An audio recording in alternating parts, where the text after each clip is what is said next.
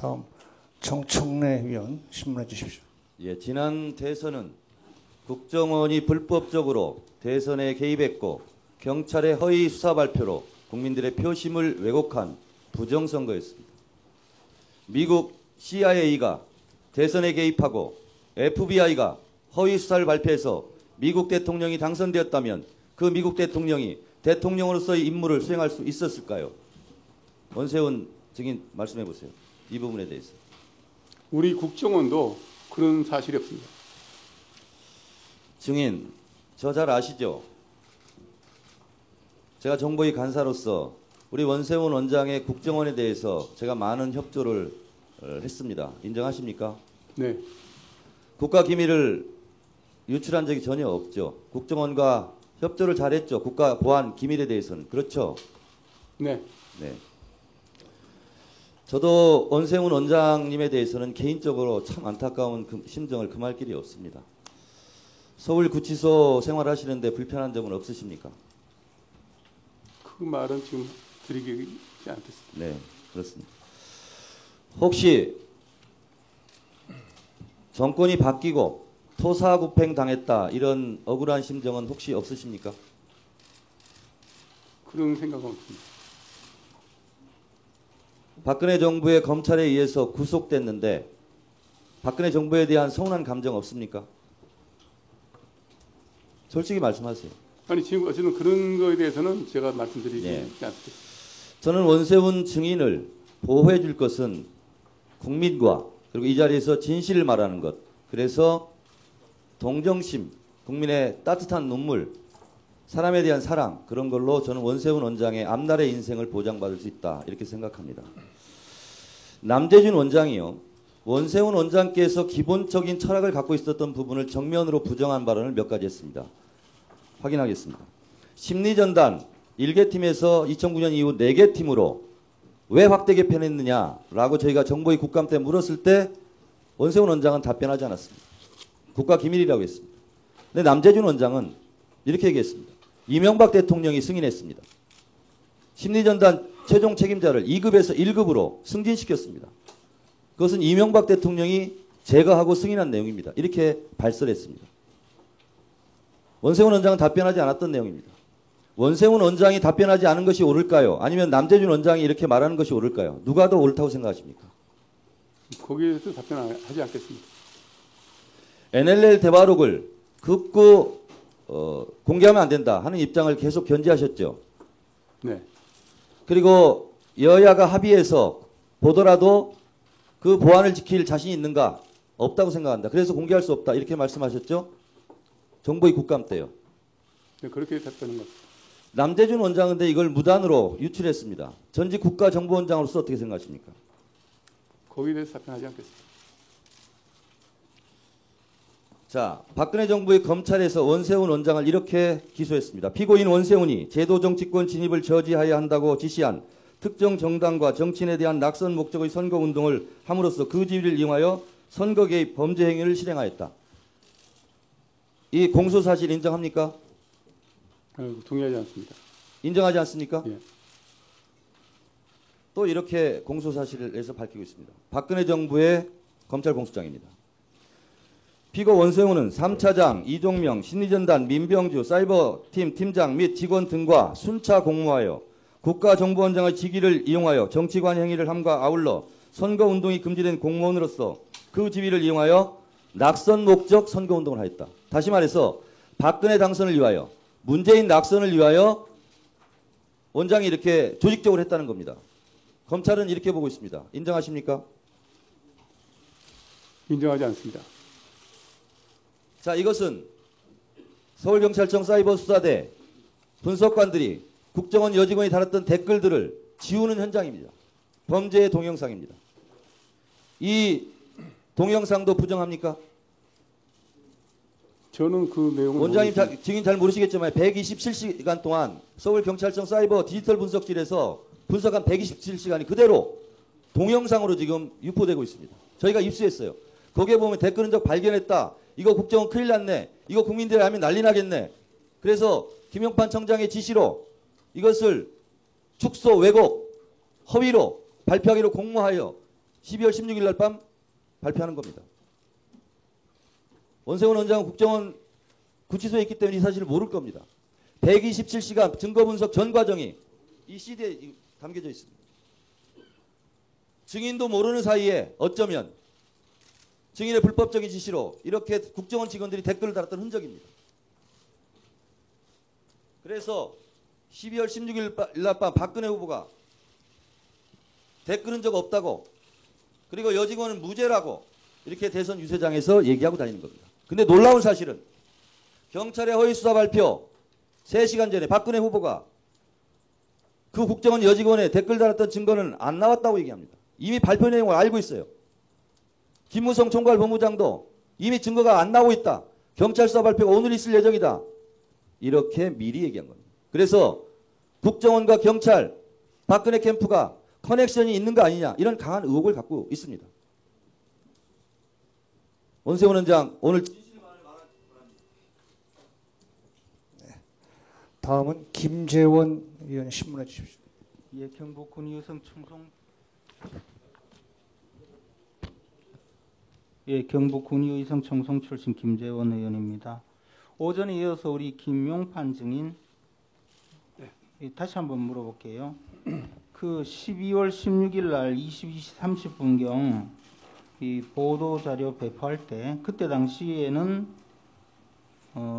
이 디지털 증거 분석 결과 2012년 10월 1일부터 2012년 12월 13일 사이에 문재인 박근혜 대선 후보에 대한 비방 지지 게시글이나 댓글을 이 피고발인 김아영이 게재한 사실은 확인하지 못했고 발견되지 않았다는 건 사실이죠? 예, 사실입니다. 그래서 그런 보도 자료를 배포했던 거는 맞죠? 예, 맞습니다. 그 상황에서 아까 제가 읽어드린 이 댓글이라는 것이 만약에 꼭 거론했다고 한다면 당시 대선 과정에 아무런 존재감이 없던 이정희 후보에 대한 비판글 정도라고 볼 수는 있을지도 모르겠어요. 남쪽 정부 이런 말이 나오니까. 그러나 적어도 박근혜 후보에 대한 지지 또는 문재인 후보에 대한 비판글은 전혀 없었죠. 그렇습니다. 그래서 이 보도 자료가 틀렸다라는 내용에 기초한 이 공소 사실이 잘못됐다 그 이야기죠. 예, 저는 공소 사실을 인정하지 않습니다. 그리고 그에 대해서 더욱이 그 다음 한참 후인 2013년 1월 달에 그때까지 수사 결과를 전부 다 종합해서 영장을 신청했는데 검찰에서 영장을 기각하면서 그때까지도 전혀 댓글이 정치 관여나 또는 선거 개입 댓글이 없다, 그런 판단까지 했다는 거죠, 검찰이. 이제 기각 사유에 그렇게 나와 있습니다. 기각 사유 다시 한번 읽어보세요. 2013년 1월 8일자 휴대폰 기각 사유입니다. 예. 현재까지 수사 결과 임의로 제출받은 노트북 등으로 강제 수사를 상당히 진행하였음에도 정치 관련 게시글 댓글이 전혀 발견되지 않았고 새롭게 의혹이 제기된 정치 선거 관련 게시글에 대한 추천 반대 행위 태양의 정도로 선거 운동이라고 보기 어렵다. 이렇게 사유를 그러면 적어도 받았습니다. 검찰은 2013년 1월 8일까지 당시 경찰의 모든 수사 결과를 보더라도 그때까지는 선거 개입 또는 정치 관여의 댓글이 없다고 판단했네요, 그죠? 그렇습니다. 그렇다면 귀신도 아닌 우리 김용판 증인이 그 이전인 2012년 12월 16일 날 어떻게 이 검찰이 나중에 생각을 바꿔서 이 모든 것을 기소하게 된 이 내용을 댓글이 정치 관여 글이다 또는 선거 개입 글이다라고 판단하고 보도 자료를 바꿔 발표하라는 것 자체가 논리적으로 또는 법적으로 성립되지 않는다 이 말이죠. 저는 논리적으로 전혀 맞지 않다고 봅니다. 예, 알겠습니다. 그러면 검찰이 왜 뒤늦게 판단을 바꿔서 기소했다고 생각하세요? 거기에 대해서 잘 모르겠습니다. 원세훈 증인 하나 물어보겠습니다. 이게 국정원의 그 사이버 전담팀, 사이버 심리전 전담팀이 출범한 시점이 2005년 3월이다. 당시 지휘부가 고영구 원장, 최준택 3차장이다. 전담팀 구성 이유는 북한이 2000년 이후 인터넷을 활용한 사이버 선전 활동을 강화함에 따라 이에 효율적으로 대응하기 위해 북한은 우리 인터넷 공간을 국가보안법 해방구로 규정하고 통전부, 225국 등 대남 공작기구 전담부서를 운영하며 사이버 선전 활동에 주력해 왔기 때문에 국정원에서 사이버 심리전 전담팀을 구성했다라고 국정원에서 보고를 했는데 이게 사실인가요? 네, 사실이라고 보고. 그래서 이제 증인이 국정원장이 되고 이것이 사이버전이 커지니까 그 사이버 대응팀을 확대했다 이 말이죠. 네. 그리고 실제 노무현 정권 시절에도 그 당시 한미 FTA 문제에 대해서는 한미 FTA 찬성, 뭐 남북 정상회담 찬성 이런 내용을 여러 가지 그 정권 홍보 댓글 다는 것을 당시 국정원도 해왔다 이 말이죠. 네, 그렇게 보고받았습니다. 그렇게 보고받았습니까? 네. 그리고 그 연장선에서 정부 정책에 대한 어떤 홍보 또는 대북 심리전, 대남 심리전에 대한 대응 이런 역할을 해오다가 이번 사건에 이르렀다 이 말이죠. 네, 그렇습니다. 그런데 그렇다면 이것이 통상적인 국정원의 업무로 계속 해왔던 그런 내용이다 이런 주장이신가요? 네, 그렇습니다. 과거 정권에도 이렇게 했다는 건가요? 네. 그런데 왜 이것이 지금 문제가 됐을까요? 본인은 어떻게 생각하세요? 저도 뭐 거기에 대해서는 뭐 확실히 모르겠습니다. 그러나 국정원이 이런 정부 정책 홍보까지 할 필요는 있습니까? 그 당시에는 국정홍보처도 있었는데 노무현 정권 시절에는. 뭐 그때 노무현 정부 판단은 제가 할 수가 없고요. 예. 그 지난 정부에서는 아까 그 의원님께서 말씀하신 대로 그 많은 북한에서의 사이버 공격이 강화되고 있는 시점이기 때문에 그 추세에 따라서 우리 원의 조직도 강화된 겁니다. 네, 원세훈 증인 변호인이 한 분 더 출석하셨네요. 예, 성함이 어떻게 되죠? 오덕현 변호사. 예? 오덕현 변호사. 오덕현? 네, 네, 알겠습니다. 두 분이 나오셨네요. 예, 고맙습니다.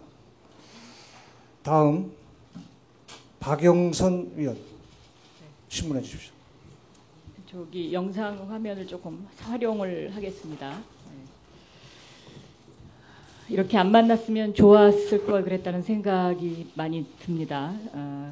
증인께서는 아까 그 국가정보원법상의 정치관여죄와 선거법과 관련해서 선거법은 부인을 하셨는데 제가 이것을 한두 가지 더 짚어보겠습니다. 첫째, 세종시 등 2012년 1월 22일 날 세종시 등 국정 현안에 대해서 반대를 위한 반대를 일삼는 좌파 단체들이 많은데 보다 전공법으로 대응할 필요가 있다. 이렇게 말씀을 하셨어요. 전 부서장 회의 지시 강조 말씀에서 이렇게 얘기하셨습니다. 그러면 국정원장으로서 이런 세종시와 관련된 국정 현안에 대해서 이야기한다는 것 자체가 정치 관여와 관련된 관여죄에 해당이 됩니다. 그리고 반대를 하는 사람들을 좌파단체라고 규정을 했는데 이 당시에 세종시를 반대했던 사람이 바로 지금의 박근혜 대통령입니다. 그러면 박근혜 대통령이 좌파입니까? 뭐 그 부분에 대해서는 지금 제가 답변을 하지 않겠습니다. 다음에는요. 공직선거법상의 부정선거운동죄와 관련되는 부분입니다. 총선과 대선을 통해서 이렇게 이야기를 하셨습니다. 2012년 2월 17일 날 종북 좌파들은 북한과 연계해서 다시 정권을 잡으려 하는데 금년에 확실히 대응을 안 하면 국정원이 없어진다. 여기에서 다시라는 말은 종북 좌파가 정권을 잡았던 적이 있다는 것을 의미하는 것입니다. 그러면 여기서의 종북 좌파는 뭘 의미합니까? 지금 그 말도 그 확실한 말은 아니에요. 이게 녹취록입니다. 그러니까 원장님께서 전 부서장 회의의 지시강조 말씀에 녹취록에 되어 있는 것인데 이 말은 다시 해석하면 김대중 노무현 정권이 종북 좌파였다라는 것이죠. 왜냐하면 다시 정권을 잡으려 하는데 금년에 확실히 대응을 안 하면 국정원이 없어진다. 이것은 총선과 대선을 앞둔 공직선거법상의 부정선거운동죄에 해당이 되는 것이고요. 자, 2010년 4월 16일 날은 6월 2일 지방선거를 앞두고 또 이렇게 얘기하셨어요. 싸우기는 5개, 6개 당으로 해가지고 하면서 일반 국민이 보면 다수가 반대를 하고 어떤 정책에 대해서 한나라당만 찬성하는 것처럼 이렇게 돼 있잖아. 그러면 특정 정당을 국정원장은 지칭해서는 안 됩니다. 그런데 이것도 또 역시 전 부서장 회의의 지시강조 말씀을 통해서 말씀하셨던 녹취록입니다. 이 명백한 이 선거법 위반이거든요. 또 하나는요. 2012년 1월 6일 날은 우리의 경우 총선이 얼마 남지 않았고 연말 대선도 예정돼 있어서 적과 종북 세력들이 남남 갈등 조장은 물론 주요 국정 성과 폄하를 위해 준동하고 있는 상황임. 이를 공세를 차단하기 위해서 각 부서가 관련된 현안에 대해서 사실을 정확히 인지하고 국민이 현혹되지 않도록 해라. 다시 말하면 야당을 종북 세력으로 보고 있다는 얘기입니다. 그러면 여기서 남남 갈등을 조장하는 것은 결과적으로는 국정원입니다. 지금 공직선거법 위반 사항이죠. 또 하나는 야당이 되지 않는 소리하면 강에 처박아라.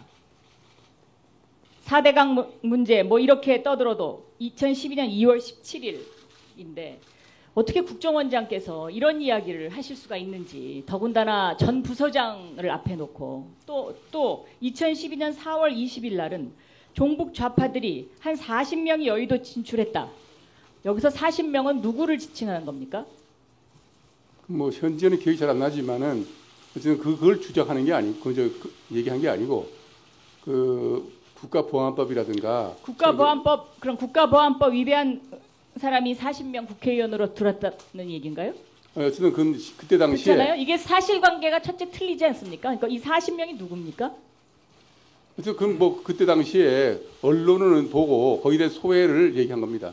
그 업무 지시가 아닙니다. 업무 지시에 대한 녹취록이라고 되어 있습니다. 그래서 이러한, 그러니까 다시 말하면 2012년 12월 19일 대선뿐만 아니라 2012년 총선, 그리고 2010년 지방선거, 또 오세훈 시장의 보궐선거 때는 또 이런 얘기도 하셨어요. 2011년 8월 22일 날 8월 24일 주민투표와 관련을 해서 현재 투표 자체를 거부하는 일이 허용되는 것은 매우 잘못이다. 이건 명백한 선거 개입이거든요. 다시 말하면 지속적으로 계속 선거 때마다 국정원장으로서 이런 이야기를 과연 할 수 있는가. 민주당으로서는 굉장한 지금 실망감 또 어떤 배신감 같은 것을 느끼고 있는 것입니다. 그리고 아까 오전에 박범계 의원이 질의를 했었는데요. 이 박원동 국장과 김용판 증인이 통화를 12월 16일 날 오후에 했다고 아까 말씀하셨어요. 그런데 권영세 종합상황실장과 박원동 국장이 12월 11일부터 12월 16일 사이에 수차례 통화를 했습니다. 이거 보고 못 받으셨습니까? 네. 그래서 권영세 이분이 증인으로 이번에 나와야 된다고 저희가 주장을 하는 거고요. 또 김무성 이분은 12월 16일 날 김용판 그 지금 증인이 허위 수사 발표를 한다는 그 사실을 이미 12시부터 알고 있었습니다. 정오 간담회, 기자 간담회를 한 그 증거 자료가 있거든요. 그렇기 때문에 이 권영세와 김무성이 반드시 이번 국정조사에 나와야 한다. 그리고 이것이 박근혜 캠프와 연계되어 있다는 명백한 증거다라는 것이죠.